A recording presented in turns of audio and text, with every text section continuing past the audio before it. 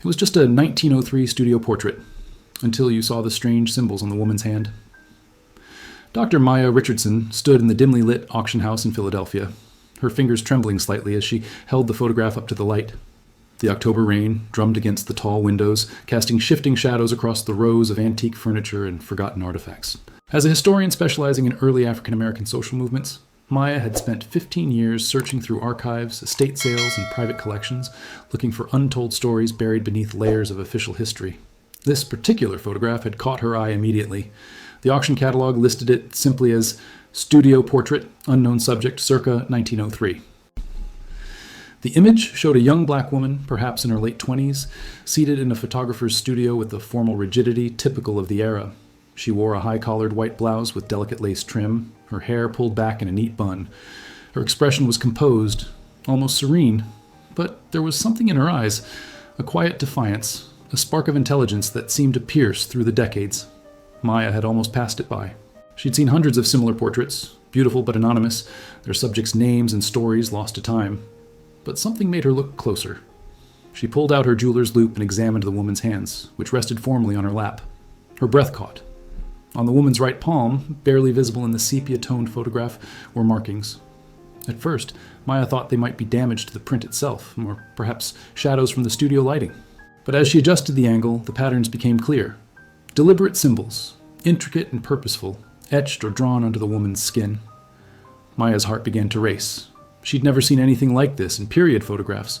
The symbols appeared to be geometric, circles intersecting with lines, small crosses, what looked like stylized letters or numbers. They were faint, as if the woman had tried to position her hand carefully to conceal them from casual observers, yet still preserve them for those who knew to look. "That one's $15, the auctioneer called out, barely glancing in Maya's direction. "Going once for 15? 50, Maya said firmly, her voice cutting through the murmur of the crowd. She didn't care about the price. She knew, with the certainty that comes from years of research and intuition, that she was holding something extraordinary, a doorway into a hidden history that demanded to be opened. Maya's apartment in West Philadelphia was a controlled chaos of research materials. Bookshelves sagged under the weight of historical texts, archival boxes were stacked in corners, and her dining table had long ago been converted into a permanent workspace. She carefully placed the photograph under her high-powered digital microscope, connecting it to her laptop. The November wind rattled her windows as she worked late into the night. Her cat, Harriet, named after Tubman, watched from the windowsill with patient indifference. Maya had canceled her morning lectures at the university, too consumed by what she was seeing on her screen. The digital magnification revealed details invisible to the naked eye. The symbols on the woman's palm were definitely intentional, drawn with what appeared to be ink or henna. There were 7 distinct marks, a circle with a horizontal line through it, 2 small crosses positioned at different angles, what looked like the number 3 or a stylized letter M, a vertical line with 2 dots, a crescent shape, and 2 parallel diagonal lines. Maya photographed each symbol separately, then began cross-referencing them against every database she could access. She searched through collections of early African American fraternal organizations, church records, Masonic symbols, and documentation of secret societies. Nothing matched. Around 3 a.m, exhausted and frustrated, she turned to the back of the photograph. Studio portraits from this era typically bore the photographer's imprint. This one was no exception. Thornton & Sons Photography Studio, Washington, D.C., estimated 1898, was embossed in fading gold letters. Washington, D.C. in 1903. Maya's historian's mind began making connections. This was during the height of the Progressive Era, but also a time of increasing segregation and disenfranchisement for Black Americans. The National Association of Colored Women had been founded just 7 years earlier.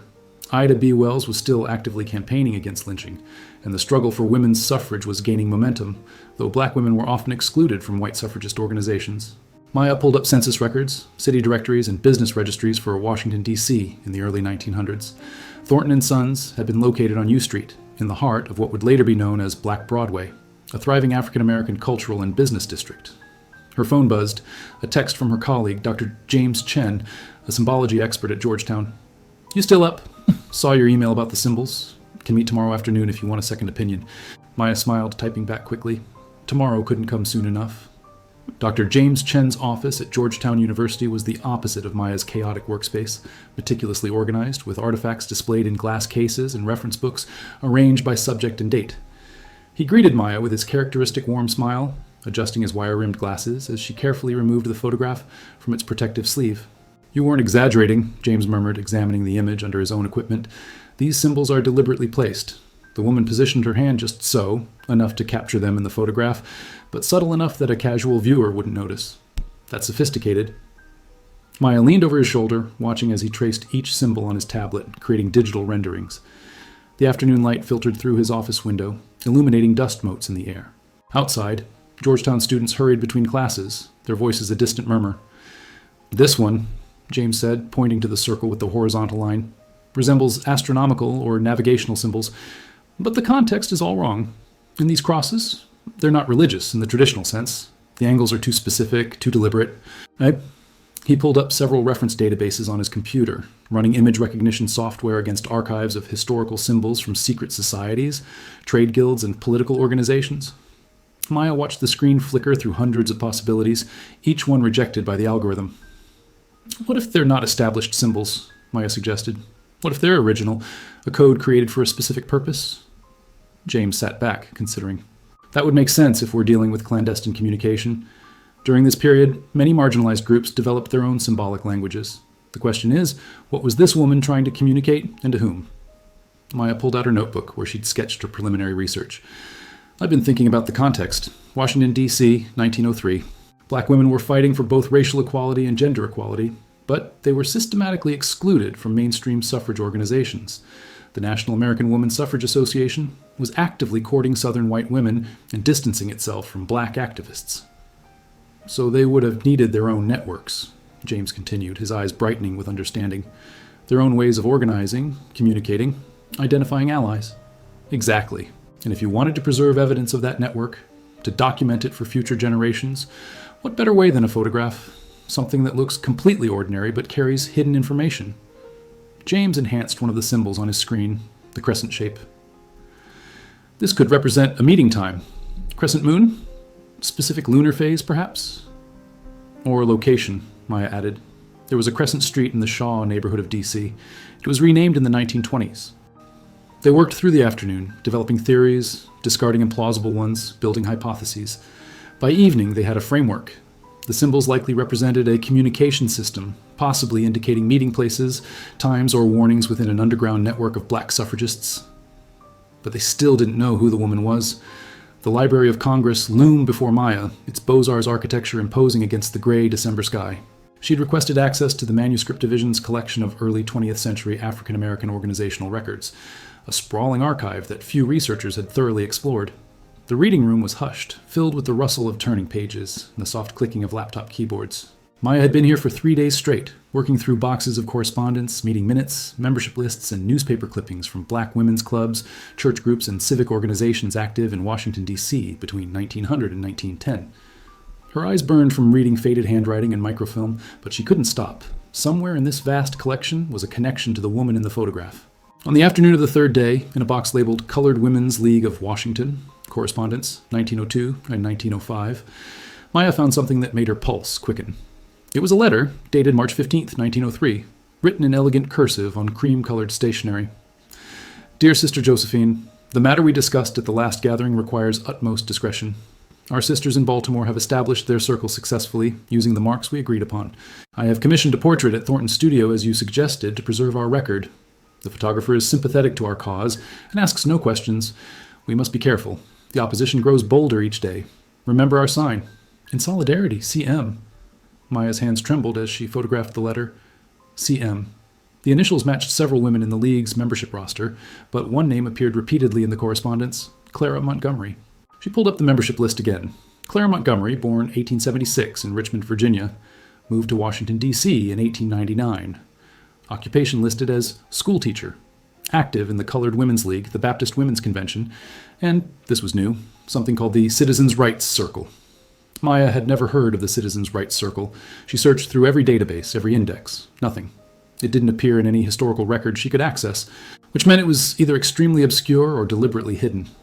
She gathered her materials and headed to the archive's reference desk, where a librarian named Mrs. Patterson, who'd helped Maya numerous times over the years, was sorting through request slips.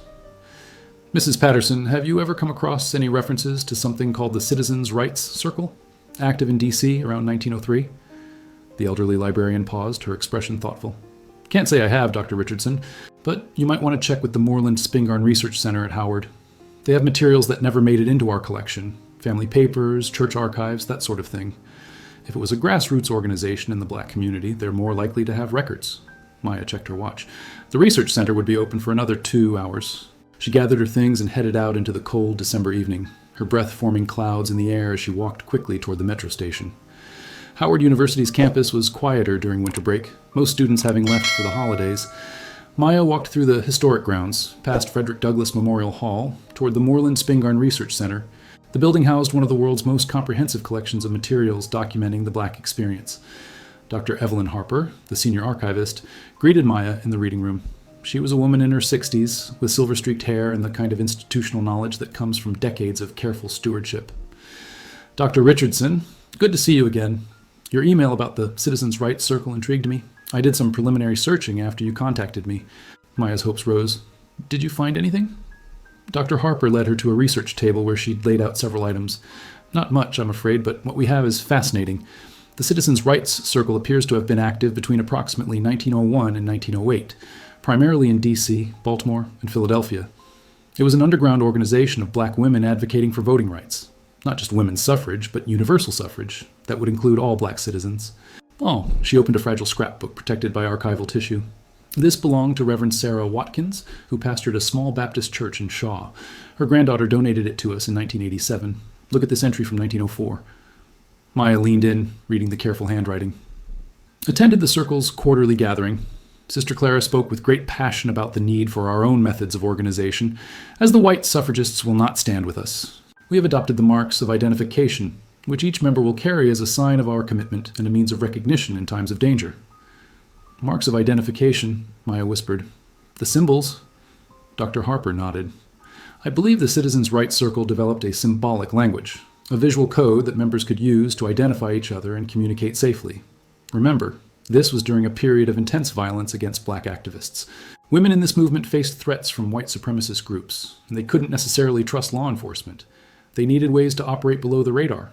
She pulled out another document, a faded photograph of a group of women standing in front of a church. This was taken in 1905. Notice anything unusual? Maya examined the image closely. There were about 20 women, all formally dressed, their expressions serious. And then she saw it. Several of them had positioned their hands in similar ways, palms slightly turned toward the camera. They're displaying the symbols, Maya breathed. I believe so. The marks were subtle enough to avoid detection by hostile observers, but visible enough for those who knew what to look for. A brilliant security measure. Maya felt the weight of discovery settling over her. These women had been erased from official suffrage history, their contributions forgotten or deliberately excluded, but they'd left breadcrumbs, coded messages hidden in plain sight, waiting for someone to decipher them. Dr. Harper, do you have any records identifying the individual members? I'm particularly looking for Clara Montgomery. The archivist smiled. Follow me. In a climate-controlled storage room, Dr. Harper retrieved a banker's box labeled Montgomery Family Papers, 1870-1920. Inside were letters, certificates, photographs, and a leather-bound journal with Clara Montgomery's name embossed on the cover. Maya's hands shook as she carefully opened the journal. The entries began in January 1901, when Clara had just moved to Washington, D.C. from Richmond. Her handwriting was precise and elegant, her observations sharp and often tinged with frustration. January 10th, 1901. Arrived in the capital today. The train journey was long and uncomfortable. We were relegated to the colored car, which was overcrowded and poorly ventilated. But I am here now, ready to begin teaching at the Frederick Douglass School. Mother worries I am too outspoken for my own good. Perhaps she is right, but silence is a luxury I cannot afford. Maya read through months of entries, watching Clara's life unfold. She taught history and literature to black children, attended church meetings, joined the Colored Women's League. Her entries revealed a woman of fierce intelligence and determination, increasingly frustrated by the limitations placed on her life simply because of her race and gender. Then, in November 1901, the tone shifted. November 18th, 1901. Met with a group of like-minded women tonight at Sister Josephine's home. We spoke openly, perhaps dangerously, about our rights. Not as a future possibility, but as a present demand. We discussed forming our own organization, separate from the white suffragists who patronize us and from the black men's organizations that ask us to wait our turn. Our turn is now. We will call ourselves the Citizens' Rights Circle. Over the following months, Clara's entries documented the circle's growth and activities. They held secret meetings in church basements and private homes. They organized quiet boycotts of businesses that discriminated against them, they raised funds for legal challenges to discriminatory laws, and they developed their symbolic code. March 12th, 1903. We finalized our marks today. Each symbol carries meaning. The circle with the line represents unity and equality. The crosses mark meeting places. The crescent indicates midnight gatherings. The vertical line with dots signifies danger or surveillance.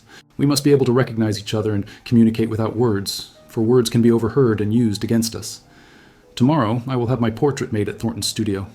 Sister Josephine insists we must document ourselves, preserve evidence of our work for future generations. Who may wonder if we even existed? Maya looked up from the journal, her vision blurred with tears. She was reading the words of the woman in the photograph, the same woman whose image had been reduced to unknown subject circa 1903 in an auction catalog. Clara Montgomery wasn't unknown. She had a name, a voice, a story. She had been a teacher, an organizer, a revolutionary hiding in plain sight. Dr. Harper placed a hand on Maya's shoulder. You found her. Yes, Maya whispered. And I need to find her family. They deserve to know who she was. No, finding Clara Montgomery's living descendants proved easier than Maya expected. The Montgomery family papers included a detailed family tree, meticulously maintained through generations. Clara had married in 1907, had 3 children, and lived until 1958, passing away in her Washington, D.C. home at the age of 82. Her great-great-granddaughter, Simone Carter, lived in Silver Spring, Maryland, just outside D.C. Maya found her through a combination of genealogical databases and social media, then sent a carefully worded email explaining her research. The response came within hours. Dr. Richardson, I would very much like to meet you. My family has always known that great-great-grandmother Clara was involved in activism, but we have very few details. Sunday afternoon at my home. Sunday arrived cold and bright, with snow beginning to fall as Maya drove to Silver Spring. Simone's house was a warm, welcoming split level filled with the sounds of family, children playing, music from a kitchen radio, the rich smell of cooking greens and cornbread. Simone was a woman in her early 40s, a high school principal with Clara's same intelligent eyes and determined chin. She greeted Maya warmly, then led her to the living room where several family members had gathered: Simone's mother, her aunt, 2 cousins, and her teenage daughter. Maya spread out her research materials on the coffee table: the photograph, copies of Clara's journal entries, the documents from the Citizens' Rights Circle. The room fell silent as family members examined each item. Simone's mother, Mrs. Angela Carter, picked up the photograph with trembling hands. I've never seen this picture before. Look at her, so young, so serious. We have some photos of her from when she was older, but nothing from this time in her life. The symbols on her hand, Simone said, studying the image closely. We had no idea. What did they mean? Maya explained the Citizens' Rights Circle, the coded communication system, the underground network of black women fighting for their rights decades before the victories of the civil rights movement. She described how Clara and her fellow activists had operated in secret, knowing that visibility could mean violence or worse. They couldn't march openly, couldn't organize publicly the way the white suffragists did, Maya explained. So they developed their own methods. The symbols were a way to identify allies, share information, arrange meetings. And by having them photographed, Clara was preserving evidence of their work, leaving proof for future generations. Simone's teenage daughter Trinity spoke up. So my great-great-great-grandmother was basically a spy? That's amazing. Not exactly a spy, Maya said with a smile, but she was operating in resistance. She and the other women of the circle were risking their safety and livelihoods to fight for rights that wouldn't be fully recognized for decades. Black women didn't get the practical right to vote in many places until the Voting Rights Act of 1965, more than 60 years after this photograph was taken. Mrs. Carter wiped tears from her eyes. We always knew she was special. She lived with my grandmother for the last years of her life. And even when she was very old, she would tell us stories about the work. We thought she just meant teaching. We had no idea. Can we have copies of the journal? Simone asked. And the other documents? This is our family history. Absolutely, Maya assured her. And I'd like to work with you on a larger project, documenting Clara's story and the Citizens' Rights Circle, bringing this hidden history to light. The family spent the rest of the afternoon sharing stories, looking through old photo albums, piecing together Clara's life beyond the activism. She had been a beloved teacher, a devoted mother, a talented baker famous for her peach cobbler. She had loved reading, especially poetry. She had sung in the church choir. She had been a complete person, not just a symbol or a historical figure, but a woman with dreams, fears, joys, and struggles. As Maya prepared to leave, Trinity approached her with a question. Dr. Richardson, why do you think she put the symbols where people could see them, even if it was risky? Maya considered the question carefully. I think she wanted to be seen, not just by her contemporaries, but by us, by people in the future. She wanted us to know that she existed, that she fought, that she mattered. And now, more than a century later, we do know, and we can tell her story. The Washington Post conference room overlooked K Street, the winter cityscape gray and sharp beyond the windows. Maya sat across from journalist Keisha Williams, who specialized in historical features with contemporary relevance. Between them lay the photograph, Clara's journal, and Maya's research notes. Keisha studied the materials with the focused attention of an experienced reporter. This is extraordinary, Dr. Richardson. A secret network of black suffragists, operating underground while history focused on the white suffrage movement. The timing is perfect, too. We're in an era where people are hungry for untold stories, for the voices that were deliberately silenced. That's why I wanted to bring this to you, Maya said. Clara and the women of the Citizens' Rights Circle deserve recognition. Their strategies, their courage, their vision. It all needs to be part of the national conversation about suffrage history. Keisha made notes on her tablet. I'll need to verify everything independently, of course. Interview the family, consult other historians, confirm the archival sources. But if this checks out, and I believe it will, we're looking at a major feature, possibly a series. Have you considered the broader implications? This could reshape how we teach suffrage history. I've been thinking about nothing else, Maya admitted. For too long, the narrative has centered white women and their struggles, while erasing or minimizing the contributions of black women who faced both racism and sexism. Clara and her colleagues weren't just fighting for the vote. They were fighting for fundamental human dignity in a society that denied both their race and their gender-full citizenship. Over the next 2 weeks, Keisha worked on the story, conducting interviews and verifying sources. She spoke with the Montgomery family, with Dr. Harper at Howard, with James Chen about the symbols, with other historians who specialized in black women's history. The article grew into a major investigative feature. On a cold February morning, the story broke online. The secret code of the suffragists, how black women fought for the vote in plain sight. The response was immediate and overwhelming. Within hours, the article had been shared thousands of times on social media. Historians, educators, activists, and general readers engaged with Clara's story, expressing shock that this history had been so thoroughly buried, pride in the ingenuity and courage of these forgotten women, and determination to ensure their stories were finally told. Maya's phone buzzed constantly with messages.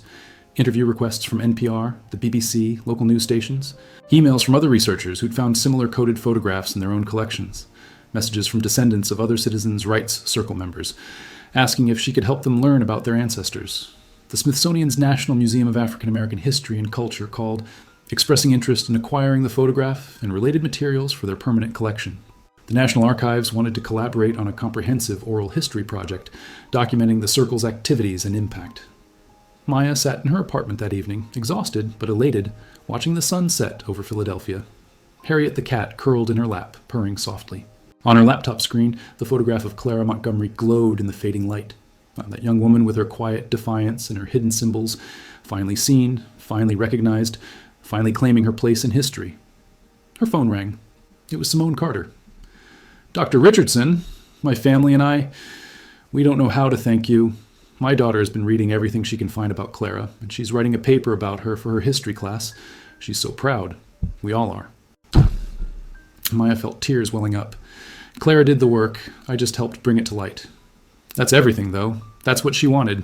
For someone, someday, to look closely enough to see. And you did.